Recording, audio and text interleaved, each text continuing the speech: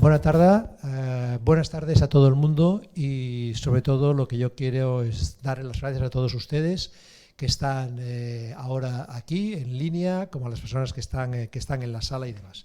Y sobre todo lo que quiero agradecer es de manera muy efusiva a la doctora Carmen Guaza, profesora de investigación del CSIC, que ha tenido pues la amabilidad y la generosidad de desplazarse hoy desde Madrid hasta aquí para compartir con todos nosotros su extenso y amplio conocimiento sobre esta afectación que, por desgracia, pues es realmente compleja y dura, porque evidentemente todos somos conscientes de que nuestra particular máquina biológica, pues es algo realmente extraordinario, y llegar a entender que todos nosotros tenemos un sistema inmunitario para defendernos de agresiones, de virus, de bacterias, etcétera, llegar a entender el por qué ese sistema inmunitario, que es el que nos está ayudando a luchar contra esa serie de infecciones, se vuelve contra ti mismo.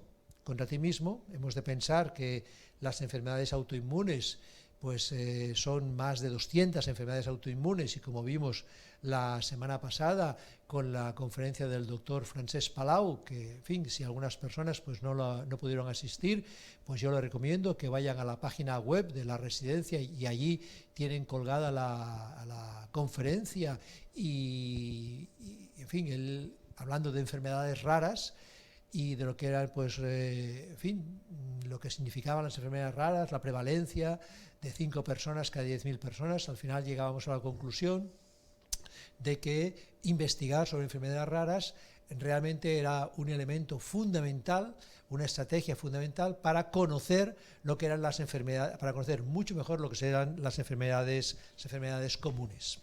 Pues bien, hoy sencillamente la doctora Guaza, que como digo, pues ha tenido la amabilidad de desplazarse desde Madrid aquí, pues ella ya tiene un largo recorrido, porque ya desde los años 70 en que ella ha realizado pues tanto su licenciatura como su tesis doctoral, y después su incorporación al CSIC en los años 80, y después en el año 92 ya llegó a ser profesora de investigación, que recuerdo que en el CSIC profesora de investigación es equiparada a catedrática. Pues ella ha tenido una larga y provechosa trayectoria para lo que es el mundo de la investigación, y sus aportaciones pues realmente son muy notables, porque hemos de ser conscientes de que la ciencia, como siempre decimos en esta sala, sencillamente se construye a base de múltiples preguntas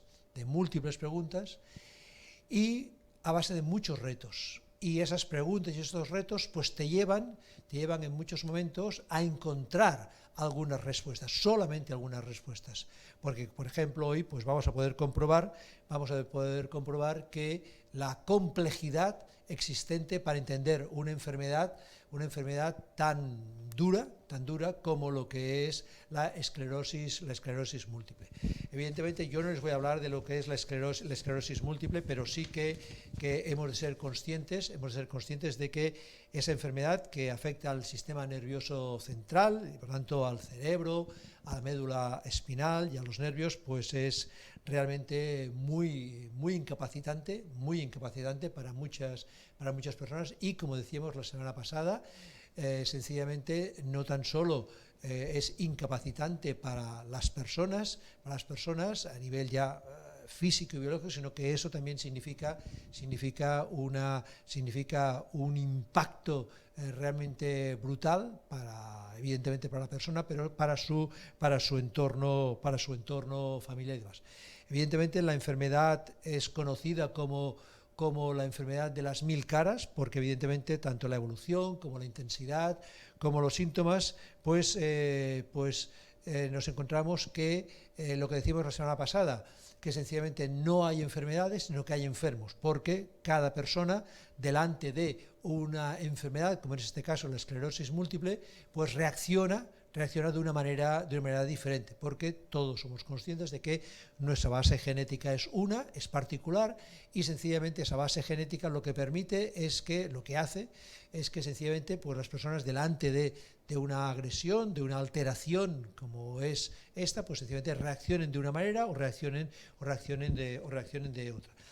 Esa investigación a lo largo de mucho tiempo, pues sencillamente ha llevado que en estos momentos, pues la esclerosis múltiple, pues aunque no se conoce una cura total para lo que es la esclerosis múltiple, sí que ahora ya hay alternativas terapéuticas que se han ido ampliando y que están haciendo pues mucho más llevadero lo que es sencillamente pues lo que es la enfermedad. Y en este sentido, yo lo que quería destacar de lo que es la trayectoria de la doctora Aguaza es que además de sencillamente de hacer frente a lo largo de toda su carrera a este tipo de enfermedad, pues sencillamente hay dos características de esta enfermedad y de otras, como es por ejemplo pues cuando ella en los años 80 se integró en el grupo de psicobiología del Instituto Cajal, que es donde ella ha desarrollado toda su trayectoria,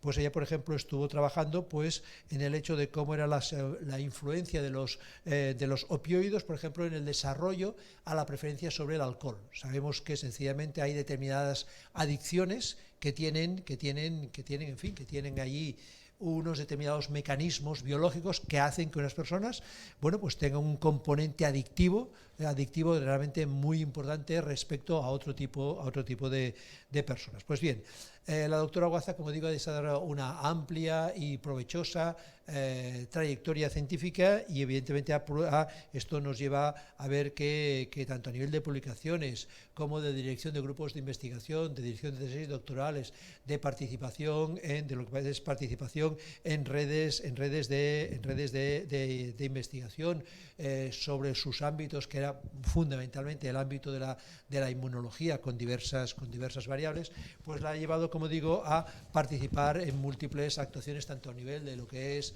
el Estado español como lo que es Europa, pues por ejemplo su participación en la Red Española de Esclerosis Múltiple, dentro de un programa que es RETICS, que es en Redes Temáticas de Investigación Cooperativa en Salud, que está financiado por el Instituto de Salud Carlos III, junto a otros muchos proyectos financiados tanto a nivel de lo que es la Comunidad de Madrid como del Estado, como a nivel de Europa. Y lo que quiero destacar también de su trayectoria, además de su excelencia científica, es sencillamente dos aspectos más. Uno, que sencillamente la doctora Aguaza no se ha quedado tan solo en su laboratorio, sino que ha dado el paso a todo lo que se conoce como lo que es la translación biomédica, es decir, cómo sencillamente esa investigación ha ido más allá para salir estrictamente de lo que es el mundo académico, para sencillamente colaborar como empresas como VivaCell Biotechnology, o por ejemplo la empresa Horizon Genomics, que tiene su sede que nació en Barcelona, sencillamente para poder que esa investigación vaya más allá y de ahí poder generar pues digámosle productos que puedan ayudar en la lucha contra la esclerosis múltiple y otro tipo de enfermedades. Y junto a esta característica también hay que destacar una segunda característica. Ella es socia fundadora de la Asociación de Mujeres Investigadoras y Tecnólogas, que es la principal asociación en España para promocionar y romper lo que se denomina el techo de cristal, que es, bueno, sencillamente el papel de la mujer en la investigación, en fin, en todos sus ámbitos. Sabemos que la brecha de género también en la investigación ha sido algo muy presente, que cada vez eso se va rompiendo más, pero cada vez pues también nos vamos dando cuenta de que todavía hay que seguir haciendo muchos esfuerzos en ello.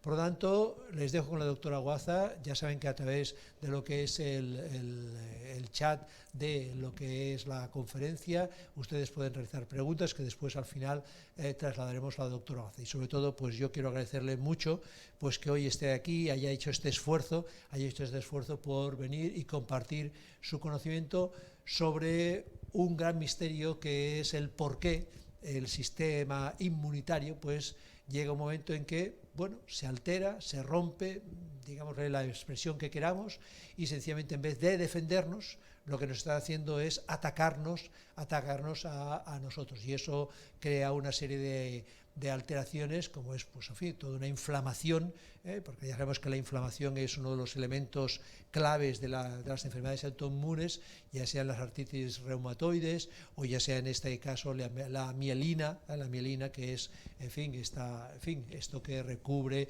todo lo que son las conexiones a nivel de cerebro y demás. Bien, pues les dejo con la doctora Guaza, y seguro que todos hoy aprenderemos mucho, y desde luego nos quedarán muchas preguntas por hacer, pero sí que hoy tendremos muchos más elementos para entender y aproximarnos mucho mejor a lo que es esta enfermedad. Gracias, doctora Guaza. Muchas gracias, Luis, por tus amables palabras. Para mí es un placer estar hoy aquí en Barcelona, en la residencia del CSIC, y compartir con todos ustedes lo que sabemos sobre la esclerosis múltiple, que es la enfermedad crónica inflamatoria más frecuente del sistema nervioso central, pero además de ser una enfermedad crónica inflamatoria, desmielinizante, es neurodegenerativa y tiene un componente autoinmune. Además, es la principal causa de discapacidad neurológica no traumática en adultos jóvenes. Para comprender lo que ocurre en la esclerosis múltiple, debemos imaginar la cantidad de estímulos y la variedad de estímulos que llegan a nuestras neuronas, las activan y se produce una afectación de los circuitos nerviosos, de las vías nerviosas, afectando todas nuestras actividades, desde pensar hasta respirar. Esta enfermedad tiene el componente autoinmune y afecta a las vainas de mielina que rodean los axones de las neuronas y los protegen. Las vainas de mielina, como ven aquí, rodean al axón, pues actúa como un revestimiento de un cable eléctrico. La mielina no solamente actúa protegiendo y aislando los axones, sino también que es el soporte trófico de los axones. Como vemos aquí, la mielina se distribuye a lo largo del axón, pero no de una manera uniforme. Existen espacios que no son recubiertos, que son lo que llamamos los nódulos de Ranvier, donde se sitúan los canales de sodio y potasio, que son los responsables de la conducción saltatoria, que es la base de la extremadamente rápida comunicación que debe existir entre las neuronas. Realmente, cuando los cables pelados o las neuronas que tienen el axón desmielinizado van a poder transmitir peor la información, pueden frenar, pueden ralentizar esa transmisión o incluso pueden llegar a una pérdida total de la transmisión. Por ello, tenemos que poner mucho empeño en restaurar la función en esta patología. El componente autoinmune de la esclerosis múltiple, ya se ha hablado de ello, es la pérdida de la tolerancia inmunológica frente a determinados componentes de la mielina. Ello conduce a la producción de lesiones o placas. Debo decir que existen clones de linfocitos, células inmunitarias autorreactivos, que pueden variar en cada paciente y también a lo largo de diferentes momentos de la enfermedad. ¿Por qué el sistema inmunitario comienza a atacar a la mielina? Pues desafortunadamente a día de hoy todavía desconocemos, podemos establecer algunas posibilidades, pero desconocemos el por qué comienza un proceso de autoinmunidad en nuestro organismo.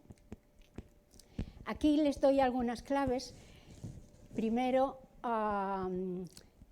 podía darse un proceso infeccioso en el sistema nervioso central, como puede ser una infección viral. En un principio, nuestro sistema inmunológico actuaría para eliminar el virus, para destruir las partículas virales, los antígenos virales. Primero participaría una célula presentadora de antígeno, que son las células dendríticas, un tipo celular del sistema inmunitario. Y bien, pero puede ocurrir que el virus se elimine, pero puede ocurrir que el virus tenga algunas secuencias que sean similares a las secuencias de antígenos de mielina, que es lo que denominamos mimetismo del virus con el péptido propio de mielina.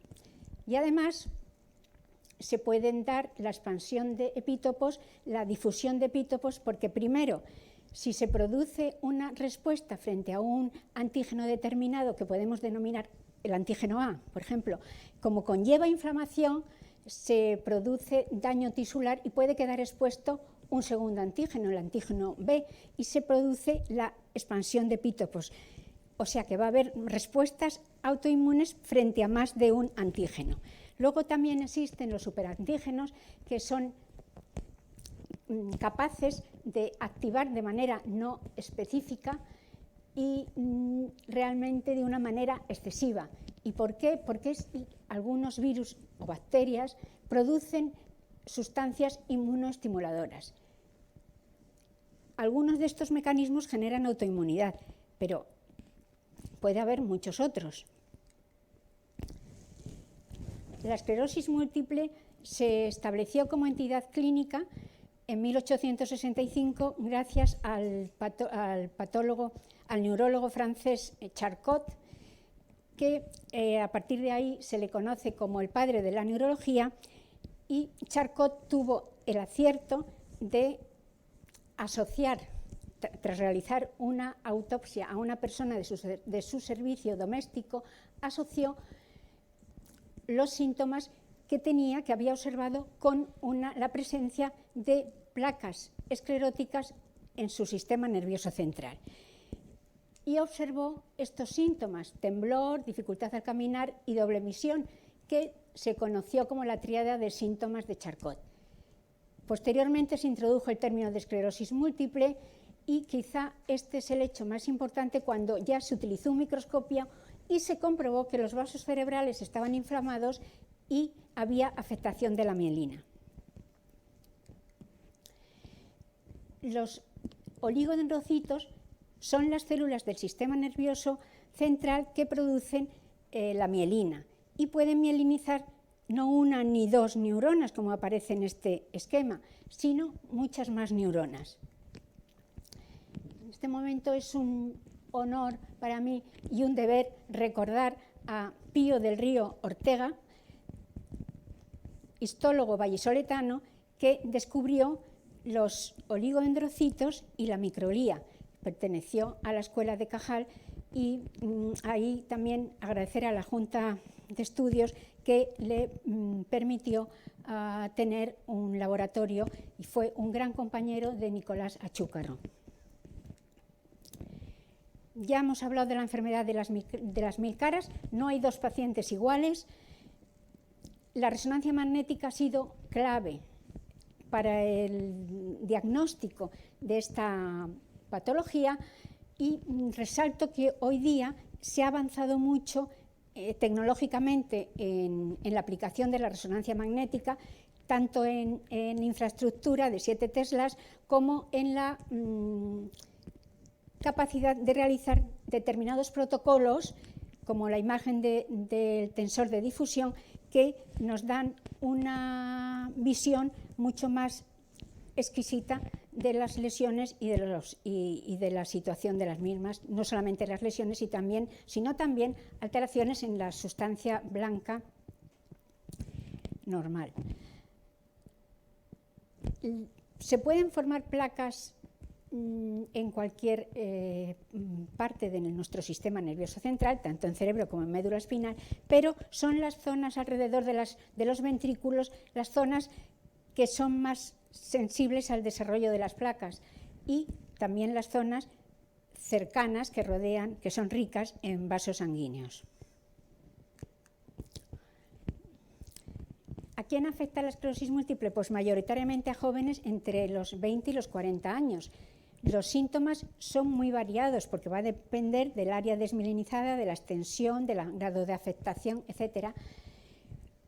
Suele comenzar con problemas en visión, doble visión, problemas en el habla, el arrastre de palabras, espasticidad, fatiga muscular, rigidez, alteraciones sensoriales, sensación de hormigueo, entumecimiento, dificultad en movimientos, falta de coordinación, problemas de equilibrio, temblores, etc. Pero también puede producir deterioro cognitivo y en algunos casos parálisis. También existe la esclerosis múltiple que se denomina pediátrica, que se presenta en personas menores de 16, 18 años en algunos sitios. Cursa de muy distinta manera según los pacientes, aunque sí existe un 85% de pacientes que cursa con remitente recurrente. Fíjense ustedes aquí que hay una fase asintomática en que la enfermedad es silente, los síntomas pasan desapercibidos o no se sienten.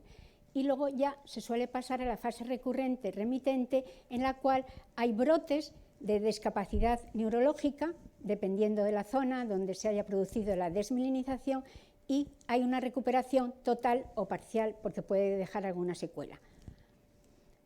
Después, tras un periodo de tiempo muy variable, que puede variar entre 10 y 20 años, se pasa a la segunda fase, a la fase secundaria progresiva. En este caso, ya la pérdida neurológica es de manera continua y ya tiene un retorno más difícil.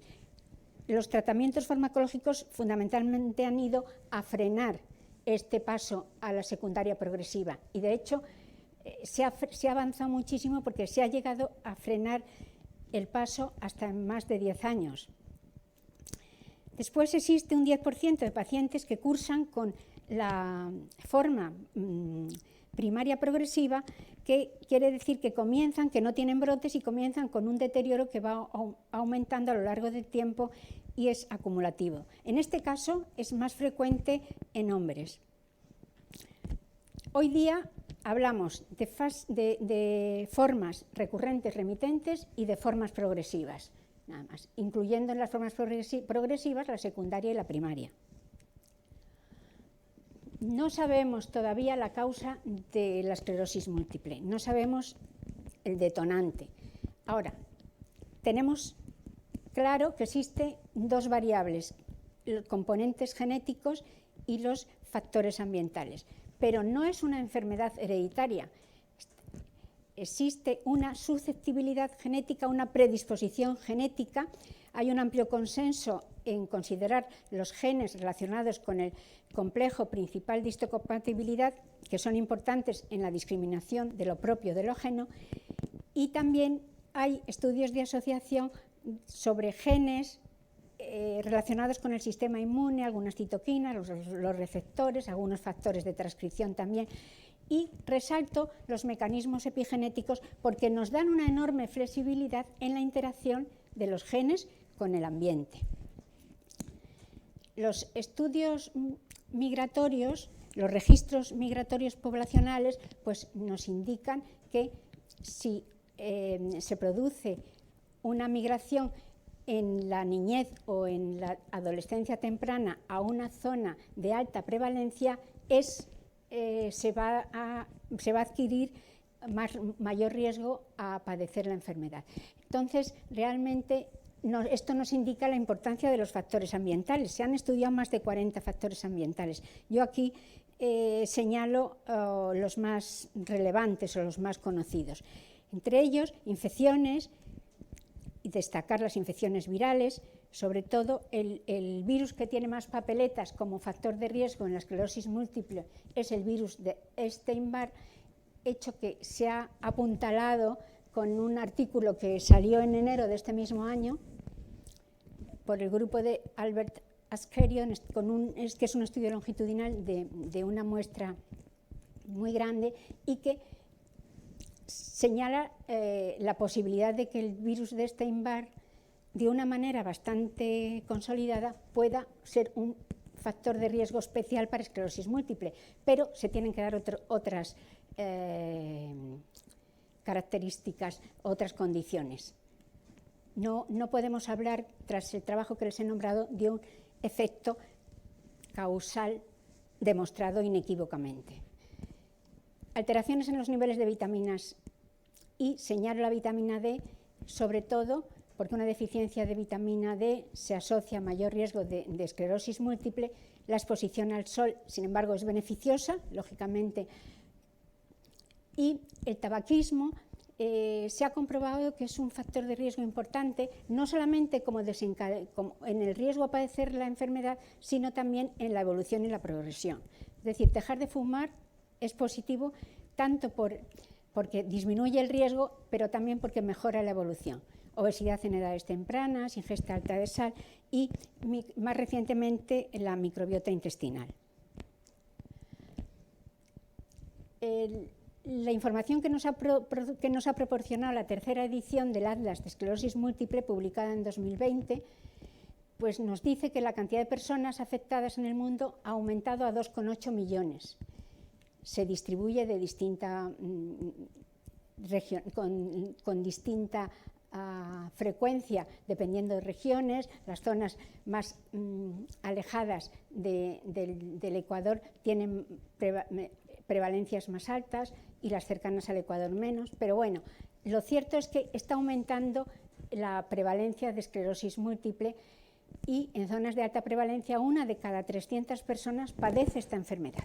Aquí quiero hacer un inciso, decir que puede que también al mejorar los sistemas de detección ahora se han detectado más casos que antes pasaban desapercibidos. La edad en el momento del diagnóstico sigue prácticamente igual que en la anterior edición de 2013.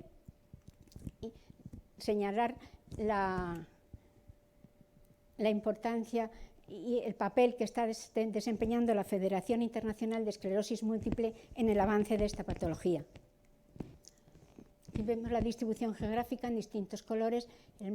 El marrón, este color, es el de mayor prevalencia. España está en una prevalencia media alta, antes era baja, 150 casos por cada 100.000 habitantes, y la incidencia es de 1.800 casos diagnosticados cada año, afectando a unas 55.000 personas. La zona gris es que no se sabe.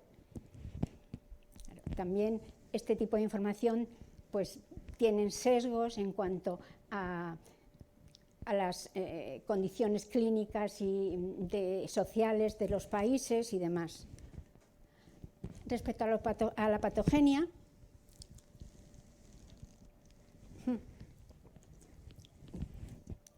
clásicamente se considera que linfocitos B y T activados en la periferia inician un tráfico hacia el sistema nervioso central, atraviesan la barrera hematoencefálica y una vez en el sistema nervioso central son reactivados por una célula activadora, con una activadora de antígenos, por una APC, que en este caso puede ser una célula intrínseca del sistema nervioso central, como la microlía. El entorno de la activación va a inducir, dependiendo de las citoquinas que se produzcan, una serie de fenotipos de linfocitos, que algunos van a servir también de activación de microlía y de macrófagos, que pueden reclutar más células inmunes hacia el cerebro. Quiero destacar la importancia de los linfocitos B. Transformados en célula plasmática, producen anticuerpos y van a dañar a los oligodendrocitos o a la vaina de mielina con la activación del complemento. Y debo decir que muchos de los tratamientos que hay ahora tienen como diana celular los linfocitos B, de ahí su importancia. Más los linfocitos citotóxicos directamente pueden dañar al axón mediante citoquinas inflamatorias, pero sobre todo por perforinas, por proteasas y granzimas.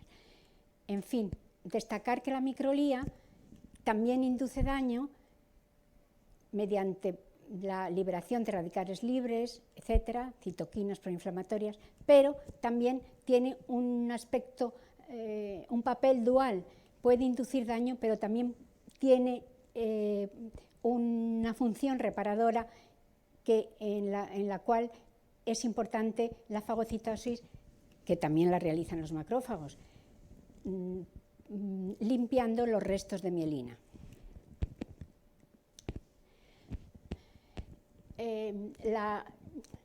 Los análisis histopatológicos nos hablan de la presencia de áreas multifocales desmielinizadas con inflamación, y entre los pacientes existen patrones de desmielinización diferentes. El más frecuente es el patrón de tipo 2, que es en el que participan macrófagos y linfocitos B, anticuerpos, y producción de daño tras la activación del complemento. Pero las placas agudas, las placas como tal, se pueden distinguir diferentes tipos, como señalo aquí, dependiendo de las características de cada placa. Y tienen aquí las características de las mismas, y sobre todo distinguir que las placas crónicas activas son las más extendidas, las más extensas, y tienen un área muy delimitada porque hay una gliosis reactiva que es importante.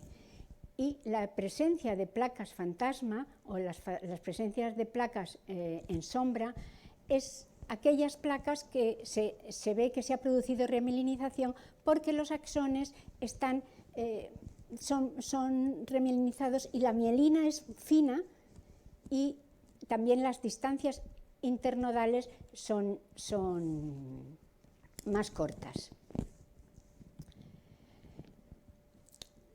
Realmente tenemos que destacar que la interacción anómala del sistema inmune con células intrínsecas del sistema nervioso central, ya sea el endotelio cerebral o las células gliales, oligoendrocitos, astrocitos o microglía, o las propias neuronas, pues conducen a los procesos patológicos característicos de esta enfermedad, que son desmielinización, inflamación, daño axonal y gliosis reactiva. ¿Están en todas las placas estos procesos? La respuesta es que a veces sí y a veces no, pero prácticamente lo que hay que destacar es que hay una enorme variabilidad interindividual y dentro del propio individuo. Puede tener diferentes tipos de placas. Y lo que se viene manejando actualmente es que no sabemos por qué unos individuos, unos pacientes, tienen más facilidad para remielinizar que otros, sin que sepamos la causa, y que la presencia o no de placas fantasma podría significar una capacidad de regeneración diferente. Aquí tenemos las células, el desarrollo de las células de los oligodendrocitos, desde progenitores hasta el oligodendrocito maduro. El oligodendrocito maduro es el único que puede producir mielina, y los progenitores, los OPCs, debo decir que existen en el sistema nervioso central del adulto y constituyen entre un 5 y un 8% del total de las células. Para remielinizar tendrían que proliferar, migrar hacia la zona de la lesión, y los estudios más recientes nos indican que el principal problema está en la diferenciación.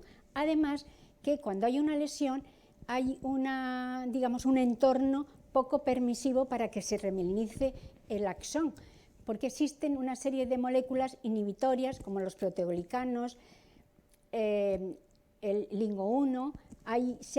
Se están haciendo intentos de buscar tratamientos que tengan que ver contra estas, que tengan como diana estas moléculas. Por ejemplo, ha estado en ensayo clínico en fase 1 y 2 anticuerpos frente al LINGO-1, pero al final se ha abandonado, no se ha seguido con el ensayo clínico. Tenemos que estimular el proceso natural de reparación y tratar de recuperar la función.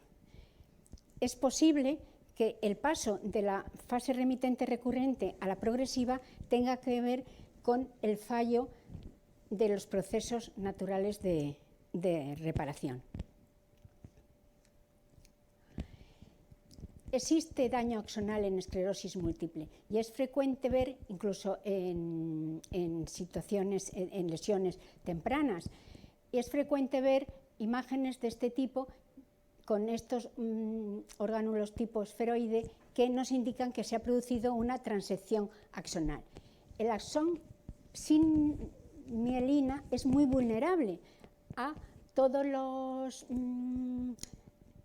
las características y a todos los productos que están implicados, que conllevan la inflamación, desde citoquinas, enzimas proteolíticas, el estrés oxidativo con los radicales libre. Los oligoendrocitos, además, son especialmente sensibles y vulnerables al óxido nítrico y los peroxinitritos. Pero además, lo que se produce en el axón desmielinizado es realmente una hipoxia virtual, porque se produce una disfunción en las mitocondrias. Entonces las mitocondrias son incapaces de generar suficiente ATP. Entonces tenemos una deficiencia energética. También bastantes estudios han mostrado que las mitocondrias, que son la central enérgica de las células, en este caso de las neuronas, están alteradas en los pacientes con esclerosis múltiple.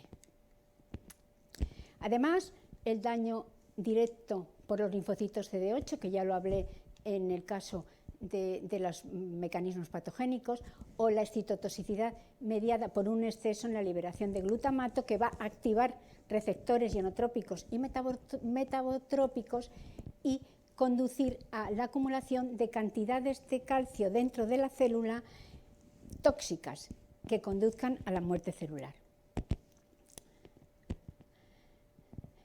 Pero no solamente existe desmielinización en la sustancia blanca, también hay desmielinización cortical, que podría ser el sustrato para el deterioro cognitivo que observamos en algunos pacientes.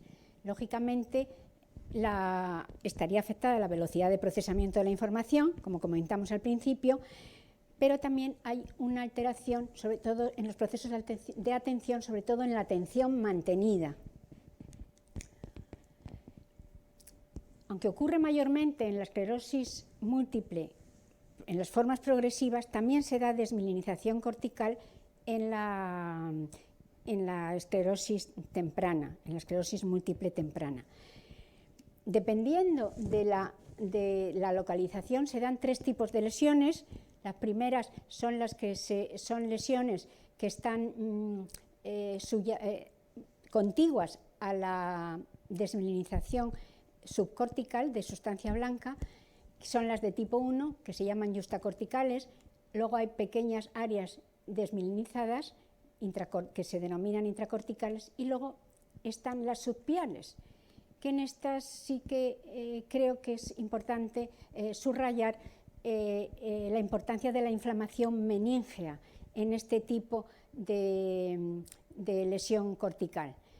Esta lesión puede extenderse hasta las láminas 3 y 4 corticales y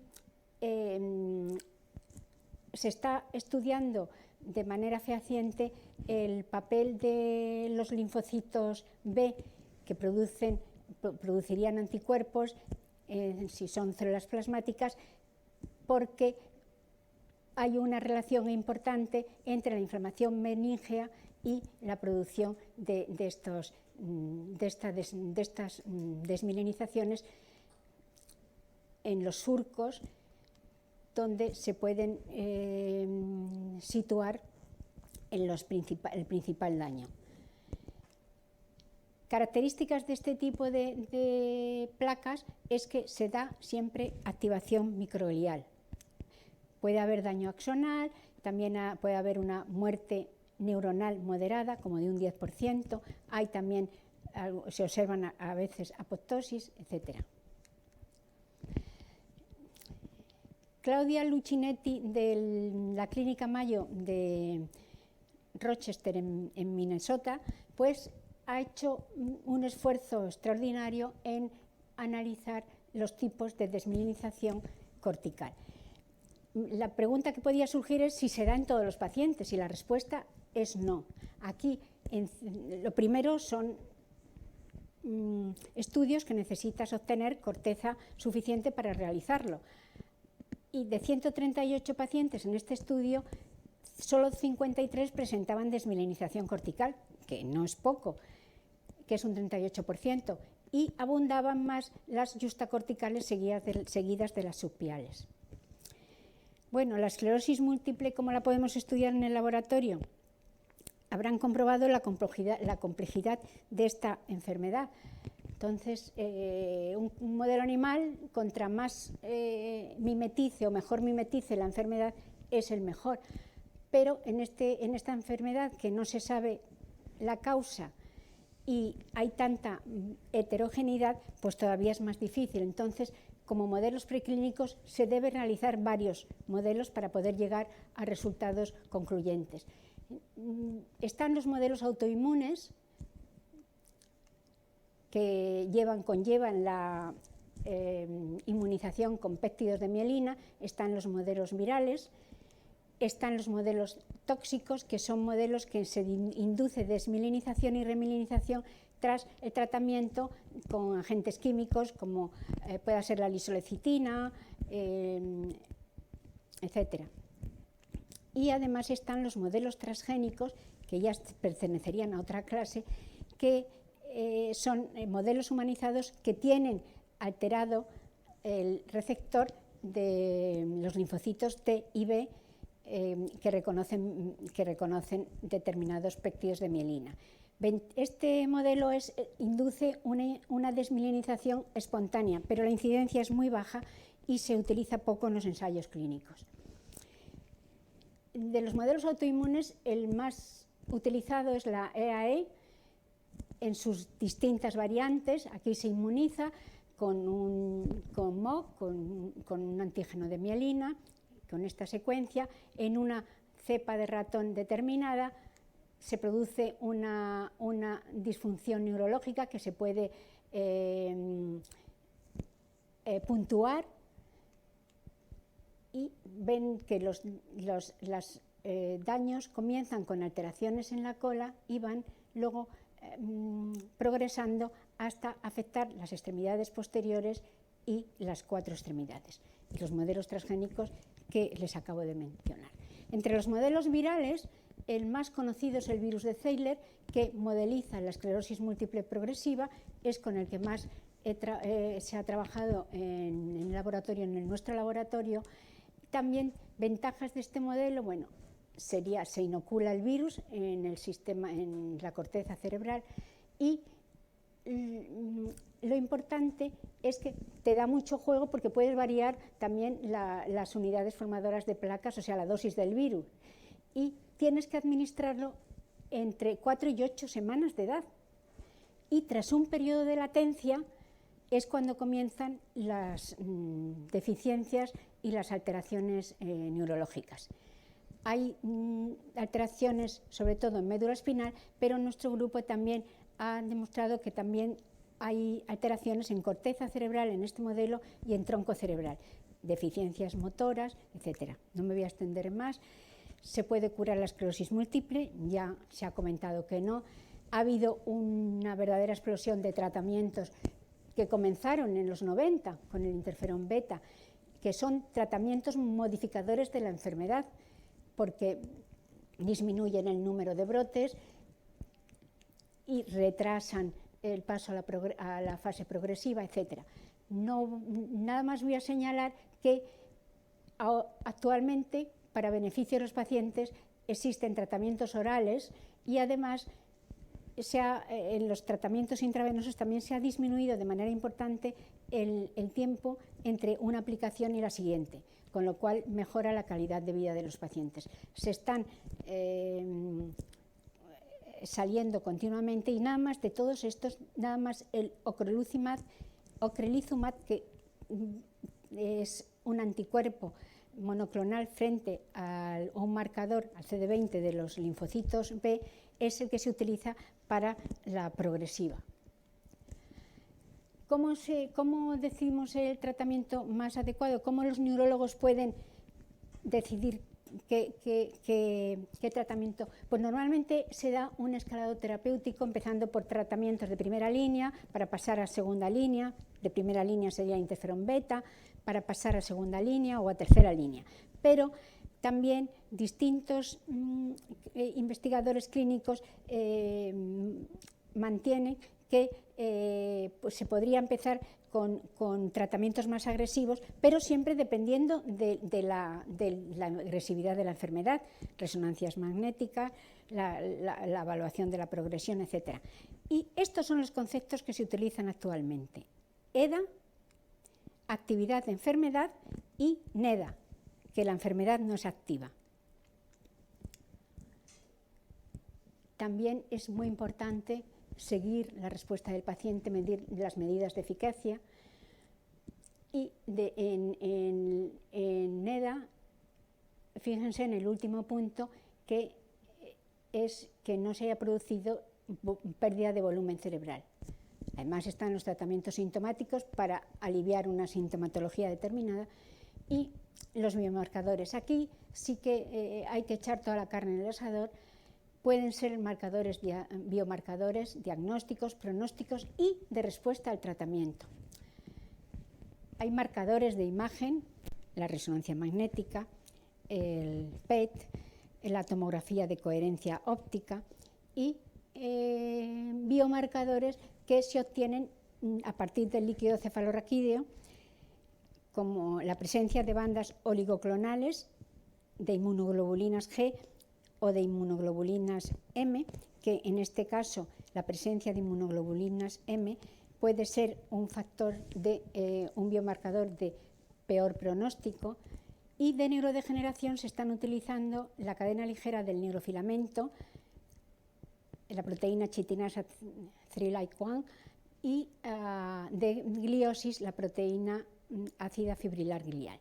Pero lo bueno es que actualmente se están empezando a determinar en sangre, con lo cual ya no es necesaria realizar la punción lumbar.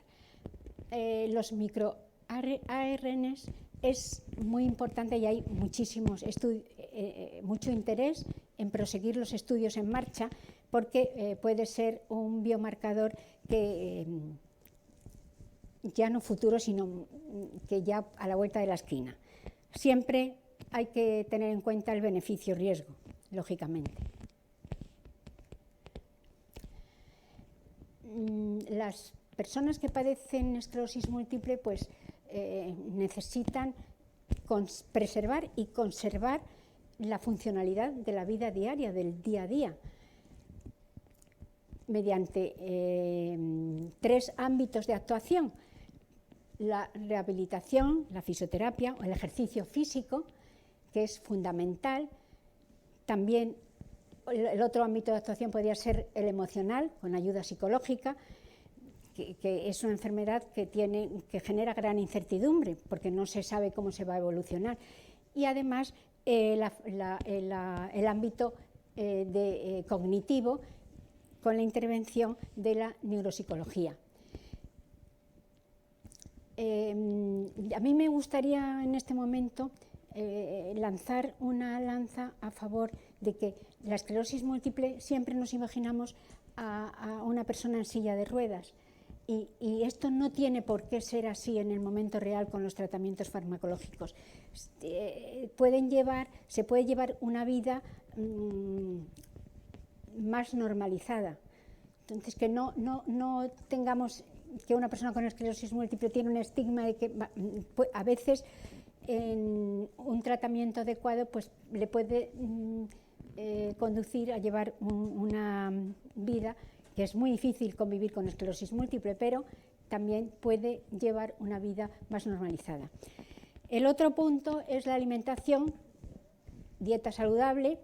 Todo esto pues es lógico, y más con lo que últimamente se considera la microbiota intestinal como un factor de riesgo. O sea, todas las millones de bacterias, hongos, arqueas, virus, etcétera, que tenemos en nuestro intestino, sobre todo en el colon. Bien. Sí que en los últimos años tenemos claro la importancia de la comunicación bidireccional entre el cerebro y nuestro intestino a través de señales inmunitarias, neurales, endocrinas, y ello afecta también a la esclerosis múltiple. Ahora, ¿qué papel juega? Pues se habla de una alteración en la microbiota como un factor de riesgo para el comienzo, pero también que alteraciones en la microbiota pueden ser consecuencia de la esclerosis múltiple. Y les digo que ambas vías pueden impactar el debut y la progresión. Destacar que existe el Consorcio Internacional del Estudio del Microbioma en Esclerosis Múltiple, que lo coordina el investigador Sergio Baranzini, y han publicado un trabajo hace muy poquito en Cell que nos da una visión de cómo está el tema en el momento actual. Sí que los pacientes con esclerosis múltiple tienen alterada la microbiota intestinal. No es que tenga diferentes poblaciones, sino que sí que se han apreciado cambios de determinadas tipos de bacterias que pueden ser diferentes dependiendo de si se está en remisión o en esclerosis múltiple activa. Además, cuando los pacientes son tratados con tratamientos modificadores de la enfermedad, pues también es diferente la microbiota de los pacientes no tratados. Y en estudios en los que se ha realizado un trasplante de microbiota intestinal de pacientes con esclerosis múltiple a un modelo animal, pues cuando se trasplanta microbiota de pacientes con esclerosis múltiple a ratones criados en situación libre de gérmenes, resulta un aumento en la sintomatología, como vemos aquí. Y este estudio fue muy comentado, ha sido muy comentado en su momento, porque la transferencia de microbiota de gemelos, que uno padecía esclerosis múltiple y el otro no padecía esclerosis múltiple, pero habían habitado en la misma zona, en el mismo lugar, pues cuando se transfería la microbiota del gemelo que tenía esclerosis múltiple a ratones del modelo de la encefalitis autoinmune espontánea, había un aumento también de la incidencia, que en este caso era espontánea. Otro tema que ahora preocupa y hay mucho interés y hay bastantes laboratorios trabajando con ello es cómo es envejecer con esclerosis múltiple. Siempre nos imaginamos a las personas jóvenes con esclerosis múltiple, pero el 10% de las personas o más que viven con esclerosis múltiple tienen más de 65 años. Y desde luego lo que sí sabemos es que se desarrolla una forma progresiva al envejecer. Sabemos que tenemos que frenar el paso a esa forma progresiva, porque es cuando se producen situaciones de más difícil recuperación. Ello puede ser porque lleven un tratamiento farmacológico prolongado, tengan en cuenta que desde el principio van a estar con tratamientos farmacológicos, o puede ser deberse a que haya alteraciones en el sistema inmunitario. Lo que sí que sabemos es que si la enfermedad aparece por encima de los 40 o 50 años, se duplica y triplica, respectivamente, en el caso de 50 años, el riesgo de una recuperación, de una conversión, pronta a la forma progresiva. Luego están todos los cambios que van asociados a la edad, al margen de la esclerosis múltiple, problemas de salud adicionales, pero vamos a ver cómo cambia el sistema inmunitario con la edad. Sí que se produce una disminución de la eficacia del sistema inmune, que podemos decir una inmunosenescencia, tanto en inmunidad innata como en inmunidad adquirida. Y se produce también una inflamación basal discreta. Ahí lo que ha venido a denominarse inflammaging. Lo que sí que hemos observado, nosotros hemos hecho algún estudio en el laboratorio con el modelo de Zeiler, que hay alteraciones en activación, proliferación y diferenciación en las distintas células inmunes. Destacar la disminución de los linfocitos T vírgenes o que el ratio CD4-CD8 se invierte y la presencia de células efectoras que son disfuncionales. La respuesta humoral también disminuye. Lo que se maneja en esclerosis múltiple es que lo que está ocurriendo es que en los pacientes con esclerosis múltiple tienen un envejecimiento acelerado del sistema inmunológico. Y desde luego sí que los pacientes comienzan a empeorar a partir de los 45 años. En la inmunidad innata también hay alteraciones. Está comprometida los mecanismos básicos de defensa, aumenta la vulnerabilidad, como todos sabemos, a las infecciones.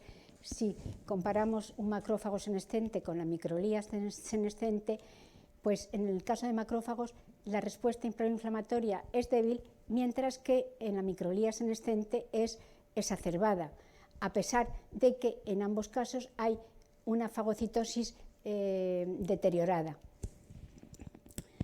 Otra pregunta que nos podemos hacer es si cambian la eficacia de los tratamientos con la edad. A lo que tenemos que ir es a potenciar las estrategias reparativas. Ahora mismo habíamos hablado de que en el caso de reparación de mielina, me gusta más decir remielinización, el microentorno a veces es un poco permisivo y hay posibilidades de actuación a diferentes niveles. Estas son terapias dirigidas a favorecer la remilinización actuando endógenamente, pero aquí me gustaría, la inmunomodulación es lo que hemos visto, terapias farmacológicas, la importancia de la terapia celular, bien mediante OPCs o con células madre adultas, pluripotentes, que se pueden obtener del propio paciente a partir de, pero tienen que llevar consigo una desprogramación molecular, porque se obtienen del paciente, por ejemplo, de los fibroblastos de la piel, y luego hay que transportarlas al estado de inmadurez para luego, mediante determinados cócteles moleculares, favorecer que se produzcan, por ejemplo, en este caso de la esclerosis múltiple, oligodendrocitos, OPCs. Pero tanto la terapia celular de este tipo de células madre como de la edición génica con el CRISPR pueden ser útiles en esclerosis múltiple, pero están todavía muy lejos de utilizarse, de pasar de pasar a ensayos clínicos simplemente. Están todavía muy en pañales. En el caso de la inmunomodulación también hay terapia celular, por ejemplo, con las células madre mesenquimales, que en este también se pueden obtener de la madre, de la sangre, y también no va a haber problemas de rechazo porque serían autólogas y son una forma de inmunomodulación cuando se trasplantan al individuo, al paciente, pero se tiende a pensar que también puede haber algo más allá de la inmunomodulación con células madre mesenquimales, y se han utilizado incluso aquí en España en algunos casos, en algunos hospitales, pero siempre con determinados enfermos. La terapia celular tolerogénica, pues también con células dendríticas que lo que hacen es disminuir la respuesta inmunitaria porque se hacen tolerantes a proteínas de mielina. Aquí se han hecho ensayos clínicos con esta terapia. Algunos de aquí de Barcelona ha estado implicado el doctor Pablo Villoslada en algunos de estos ensayos, y la neuroprotección que es común a muchas enfermedades neurodegenerativas, con la importancia de administrar factores neurotróficos, etc. Ya, para ir acabando, los mensajes que quería enviar es que existe una asociación entre inflamación y neurodegeneración. Ahora, en las fases progresivas, crónicas, en las más avanzadas, la inflamación queda atrapada en el sistema nervioso central. Y se debería empezar a pensar en que, además de las terapias inmunomoduladoras, la farmacología que hemos visto, pues hacer terapias combinadas con otros componentes terapéuticos. La medicina regenerativa personalizada implica un esfuerzo extraordinario. También convenía tener perspectiva de género en esclerosis múltiple, y decir que mi impresión, esto es especulativa, es mi intuición, es que hay un futuro esperanzador, ya que hay un avance en la investigación y sobre todo las nuevas posibilidades tecnológicas. Las multiómicas, últimamente también la metabolómica está ahí metiéndose en el campo, análisis de imágenes innovadores, modelos matemáticos predictivos. Es importantísimo tener bases comunes de datos. Y lo que tenemos verdadera necesidad es de ensayos clínicos que permitan que las nuevas terapias lleguen a los pacientes, porque muchas veces pues no llegan. Y desde aquí quería tener un reconocimiento especial a las asociaciones de pacientes con esclerosis múltiple o a las fundaciones, que algunas de ellas están, en las que intervienen también asociaciones de pacientes. Y creo que aquí ahora en Barcelona se celebra el 15 años de la Fundación GAEN. Aquí creo que es en este mismo mes. Pues creo que hacen una labor encomiable, e incluso algunas pues financiando proyectos de investigación. Mi agradecimiento a mi equipo, aquí es una parte del equipo, pero a Leire Mestre, que es la coautora del libro de ¿Qué sabemos de la esclerosis múltiple?, a toda la financiación que he ido recibiendo, y sin mi equipo pues no hubiésemos podido hacer todas las cosas que hemos hecho, y a la financiación privada que ya se ha comentado anteriormente. Muchas gracias, y las preguntas que quieran hacer, pues... Magnífico, doctora Guaza. La verdad es que, bueno, pues una vez más, cuando penetramos en los misterios, porque esto realmente podemos decir, así como filosóficamente son los misterios de la vida, bajar a este nivel, pues esto pues realmente nos lleva a todos a darnos cuenta de que hemos de ser muy conscientes de la importancia de lo que es la propia vida, de cómo estamos hechos, del privilegio que tenemos, de que sencillamente en estos momentos, y a pesar de que en el caso de la esclerosis múltiple, como en otras muchas enfermedades, sencillamente no haya una solución radical y final para ello, sí que se ha avanzado suficientemente gracias a muchos años de investigación. Pensemos que cuando se diagnostica esto, sencillamente estamos hablando de la segunda mitad del siglo XIX, como ha dicho la doctora Guaza, con el doctor Charcot, Y entonces, claro, ha tenido que pasar mucho tiempo antes de llegar a entender, comprender toda esta serie de mecanismos. Y aun con todo y con eso, sencillamente, pues nos damos cuenta de que hay muchas preguntas sin responder. Hay muchas preguntas sin responder. Por ejemplo, una pregunta, doctora Guaza, hablamos de los factores epigenéticos. Es decir, vale, hay unos factores genéticos, pero que no son determinantes los factores genéticos, como podrían ser en este tipo de enfermedades. Pero aquí parece ser que sí que hay esa base genética, y esa base genética es la que permite sencillamente que haya una determinada afectación y haya una determinada respuesta o no respuesta. Entonces, respecto a estos factores epigenéticos, es decir, y sobre todo combinada con lo que es ese mapa de lo que es la prevalencia. Fíjense que la doctora Guaza nos ha enseñado un mapa de donde hay una mayor prevalencia. Claro, aparecían toda una serie de zonas del mundo que aparecían en gris que no tenemos datos. Pero lo que sí que llama la atención es que el mundo occidental, Australia, Estados Unidos, Europa, etcétera, hay una alta prevalencia de la esclerosis múltiple. Entonces una de las preguntas es, bueno, ¿es que en el resto de zonas del mundo no tenemos suficientes datos? ¿O es que en otras zonas del mundo donde no hay unos factores ambientales como podría ser vivir en grandes ciudades con una alta concentración de ruidos, de contaminación urbana a través de lo que es gases de coches, etcétera? ¿Dónde nos quedamos?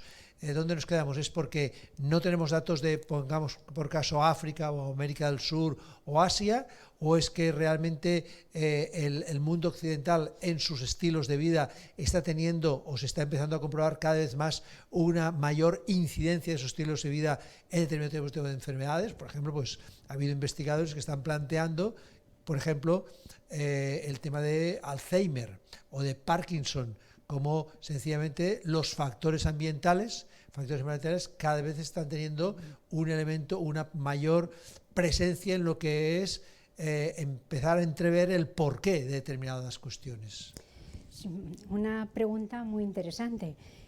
Yo creo que son ambas cosas. Desde luego hay un desconocimiento porque desafortunadamente hay muchas regiones que no tienen las condiciones esenciales de sanidad, etcétera, pero sin duda el estilo de vida actual en las grandes ciudades y en las zonas que ha señalado, pues también afecta.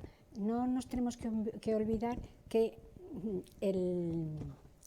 la regulación entre el sistema inmune, el sistema endocrino y el sistema nervioso es esencial para mantener la homeostasis del organismo, y un sistema inmune se puede alterar por una situación de continuidad, ya no de estrés en el sentido que entendemos el estrés de no poder hacer frente a la vida actual, sino, como usted muy bien ha señalado, pues gases, ruidos, eso puede afectar sin duda también.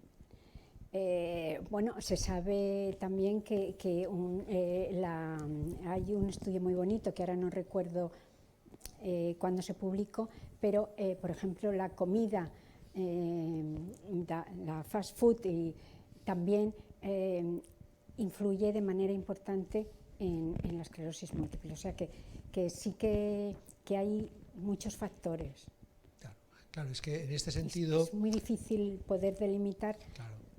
En este sentido, en algún momento, por ejemplo, hace un par de años organizamos aquí un ciclo, bueno, antes de la pandemia, un ciclo sobre la era del antropoceno, es decir, cómo sencillamente las condiciones, sobre todo a partir de lo que es el lanzamiento de las bombas atómicas al final de la Segunda Guerra Mundial, pues sencillamente, bueno, el desarrollo urbano, el desarrollo de lo que es la motorización ha sido de tal grado, y lo que es la contaminación de mares, lo que es la producción masiva de plásticos, etcétera, pues sencillamente eso ha hecho que en algunos lugares, por ejemplo, en concreto en una playa de Bilbao, sencillamente eso ya se haya conformado esa playa no tanto por los medios naturales, sino básicamente en base a lo que han sido las aportaciones de los humanos, es decir, lo que han sido basuras, lo que han sido plásticos, etcétera.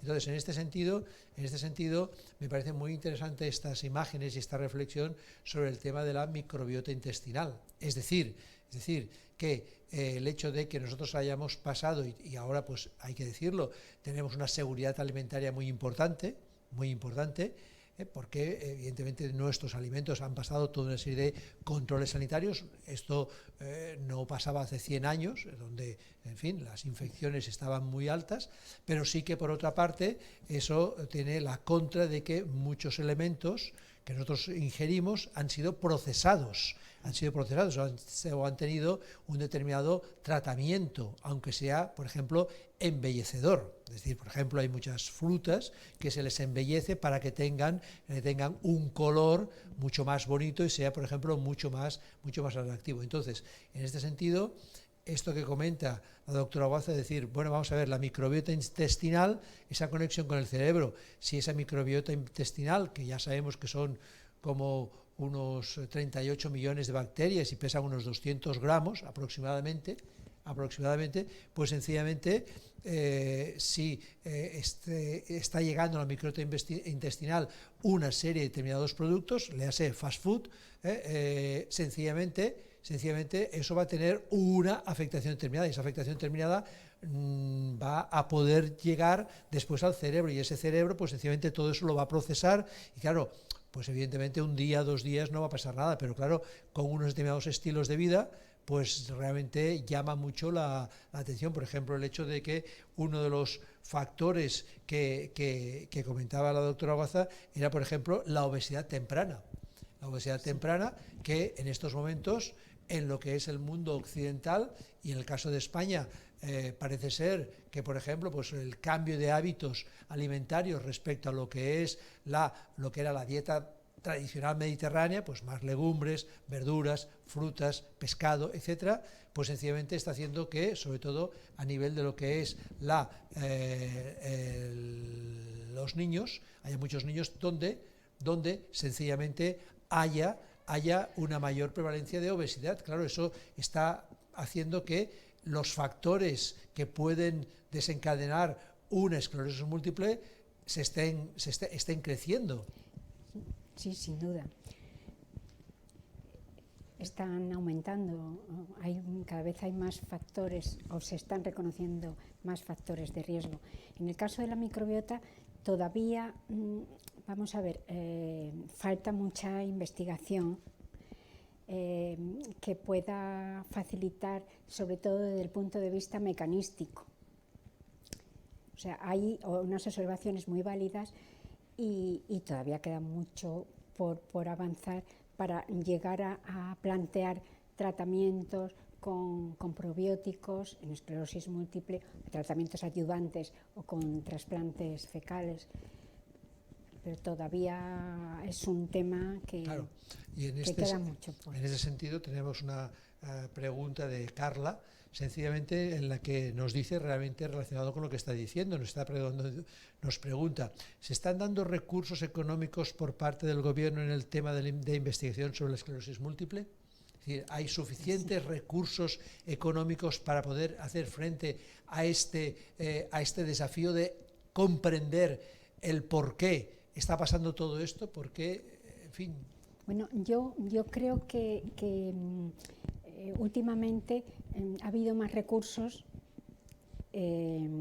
también en parte pues marcados por la COVID,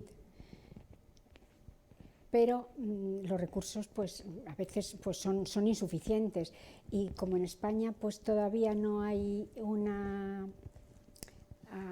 costumbre de financiación, de crowdfunding y de financiación como existe en Estados Unidos, de que grandes fortunas inviertan en investigación, pues siempre los recursos son pequeños. Nos encontramos que estamos siempre mirando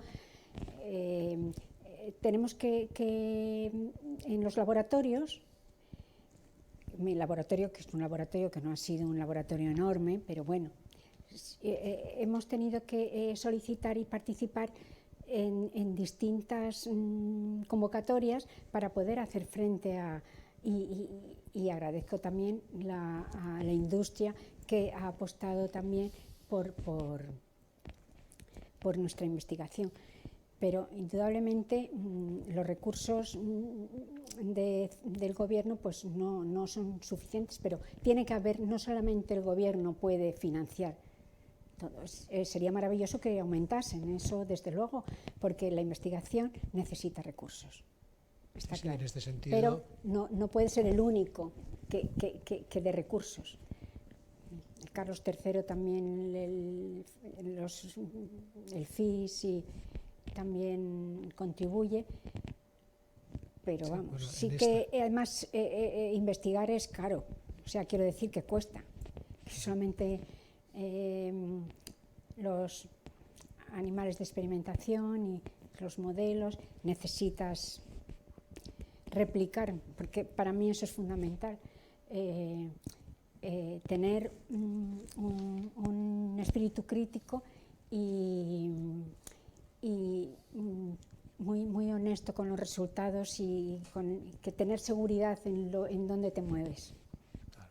Sí, en este sentido, en estas conferencias siempre abogamos porque sencillamente, y por eso se organizan y se realizan, sencillamente el hecho de la importancia de que no tan solo las instituciones públicas, sino también la sociedad en términos generales, desde lo que es la ciudadanía, tome conciencia de que invertir en ciencia no es un gasto, sino que es una inversión de futuro. Totalmente. Y en ese sentido, pues hay que reconocer que otras sociedades, la sensibilidad respecto a lo que es la inversión en ciencia es mucho más alta. Por ejemplo, hace unos años, 4 o 5 años aproximadamente, falleció un premio Nobel estadounidense de química, y su esposa, pues lo que dijo fue que, miren, no se gasten $20 en flores, sino que esos $20 envíenlos al laboratorio para que el equipo de mi marido pueda continuar investigando en las líneas que ese equipo estaba desarrollando.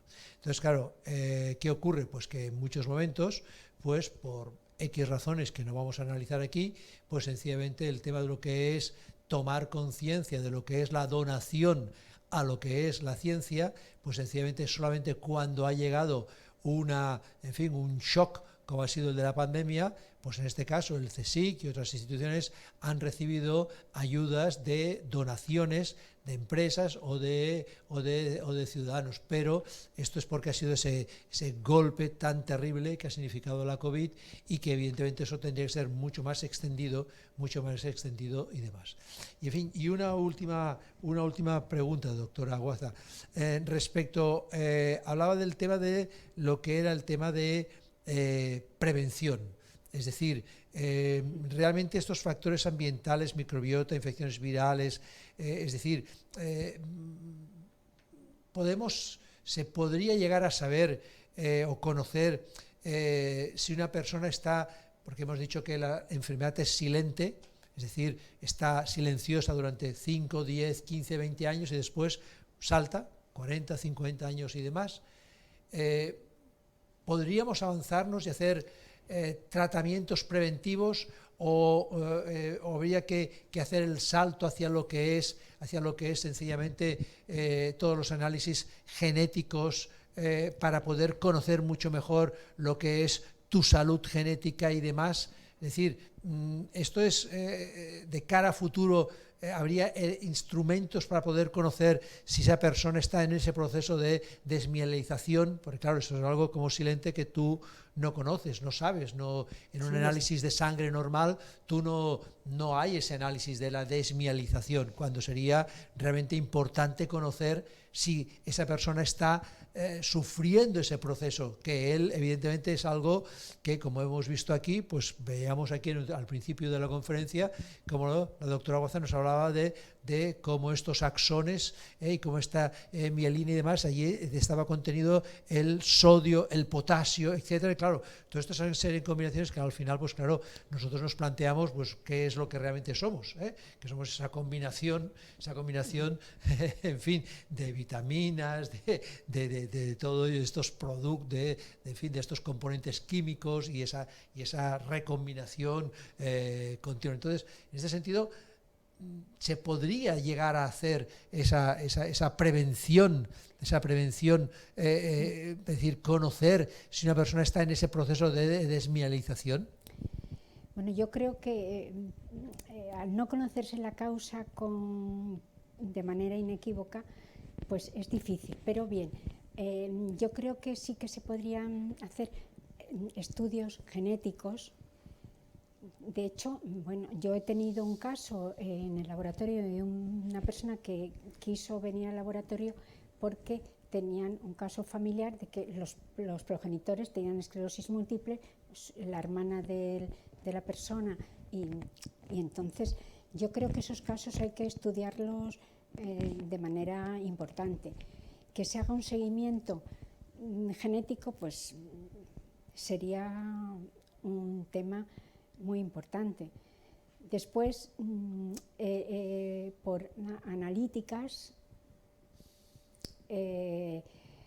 a veces, si los síntomas pasan muy desapercibidos, claro, es muy difícil que, a no ser que sean estudios poblacionales de toda la población, que una persona prevea que va a desarrollar esclerosis múltiple. Sí que, entre comillas, se podría prevenir siguiendo una serie de hábitos saludables. Pero realmente prevenirla, yo en el momento actual lo veo muy difícil. Muy complejo de abordar. De todas maneras, bueno, es que se está estudiando la esclerosis múltiple no solamente los microRNAs, también los circulares, los ARN circulares, y yo creo que cada vez se van a tener más, pero claro, esto se hace ya en personas que ya están metidos en un grupo, en un hospital, pero no en todas las personas. Es un problema difícil de abordar. Claro, es que en este sentido, claro, en algún momento el doctor Aguaza lo ha comentado, todo el tema de lo que es la ciencia de datos, o sea, esto del el data science, sí. Es decir que evidentemente el hecho de que en estos momentos la inteligencia artificial y esa recopilación de datos tan enorme, pues claro, eso todavía estamos ahí, que vemos las posibilidades de ese mundo, pero que realmente, pues lo mismo que pues la doctora Aguaza nos comentaba, pues sencillamente respecto incluso a lo que son pues posibles estrategias y demás, pues todavía estamos ahí que, bueno, se entrevé un futuro esperanzador, pero se necesitan recoger muchos más datos, poder investigar más y poder invertir mucho más en todo ello. Sin duda la inteligencia artificial y el poder establecer algoritmos o modelos matemáticos de predicción, eso sí se puede hacer, porque datos se podían obtener. Yo creo que alguna están en muchos casos ahí. Sí. Ahora, yo cuando decía las bases de datos comunes me refería también a los hospitales, porque claro, las unidades de esclerosis múltiple ahora consideran la esclerosis múltiple de una forma integral, que a mí eso ha sido un avance tremendo. Pero ¿en cuántos hospitales? ¿Y en cuántos hospitales los tratamientos llegan a los pacientes? Claro. ¿Cuántos gerentes? Bueno, aquí en este hospital se da esto. Es un tema complicado. Sí, pero bueno, es un tema. Pero se va avanzando. Que se tendría que avanzar y más. En fin, lo vamos a dejar aquí ahora Y sobre todo yo creo que hay un elemento muy importante de que la doctora Guaza nos ha dado algunas claves. Una de las claves es sencillamente, en una de las diapositivas finales nos hablaba, por ejemplo, de unos hábitos de vida. Es decir, nos hablaba del tema del tabaquismo, del tema del tabaquismo, de lo que es el tema de la obesidad, de lo que es el tema de la falta de vitaminas, que nosotros, a pesar de que vivimos en un país con mucho sol, pues por vivir en las ciudades, por ejemplo, la falta de vitamina D, que es realmente muy importante y está creciendo, es como una especie de contradicción, pero en fin, que pase en los países nórdicos, pues se entiende, porque la exposición al sol es muy baja, pero aquí la vitamina D, que aparece, muchas personas tienen falta de vitamina D y tienen que tomar complementos de vitamina D, pues eso realmente es importante. Y evidentemente lo que es el tema de cuanta más alimentación sana se pueda tener, mucho mejor. Cuanto más uno se pueda alejar de lo que es la comida procesada, mucho mejor. Y si hay que hacerse una pizza en casa, bueno, pues llevará más tiempo, pero es mejor hacerse la pizza en casa que no que esa pizza pues haya pasado por toda una serie de procesos industriales, que evidentemente, con eso no quiere decir que no sean buenas esas pizzas, pero hemos de pensar que eso sí, como todo, tiene unos determinados grados. Por ejemplo, pues tomar azúcar, sabemos que el tomar azúcar pues es importante, evidentemente, es un elemento fundamental para el cerebro y demás, pero a partir de un determinado nivel de azúcar, ese azúcar se transforma en grasa, que llega un determinado momento que, por ejemplo, a lo mejor la microbiota no puede transformar. Entonces, claro, eso ya comporta muchas más cosas. En fin, vamos a dejarlo aquí. Muchas gracias por la atención, sobre todo muchas gracias por la magnífica exposición de la doctora Guaza. Sobre todo vemos la complejidad de meternos, de profundizar en esa realidad oculta, en la que nosotros somos, y les invitamos a la conferencia del lunes que viene, que es realmente algo para nosotros fundamental, que es cómo se fabrican los medicamentos, cómo se fabrican los antibióticos. Es decir, esa es una de las otras claves, que conocemos la enfermedad, conocemos las enfermedades raras, conocemos la esclerosis múltiple, después el día 7 conoceremos lo que es la enfermedad de Parkinson, y sencillamente la semana que viene, día 24, a la misma hora, a las 6, sencillamente veremos cómo se fabrica un medicamento. Porque claro, todos hablamos de los medicamentos, pero realmente cómo se puede fabricar un medicamento y la incidencia y los procesos complejos realmente que tienen que pasar para poder llegar a ese fabricamiento. Después llegamos nosotros a la farmacia y digamos, oiga, no, deme esto, deme lo otro, o el médico nos diga, no, tómese esto para esta afección que usted está teniendo y demás. Entonces es algo que, como decimos en estas conferencias, es fundamental conocer. Evidentemente, por ejemplo, yo no soy genetista y demás, pero es fundamental el poder acercarnos a este tipo de investigaciones para poder entrever lo que es la complejidad de lo que es la vida misma. Por lo tanto, doctora Guaza, magnífico, muchas gracias por estas investigaciones y por toda esta trayectoria, y esperamos que siga proporcionando muchos más conocimientos a todos. Y gracias a todos ustedes, y les esperamos el lunes que viene a las 6 de la tarde. Gracias.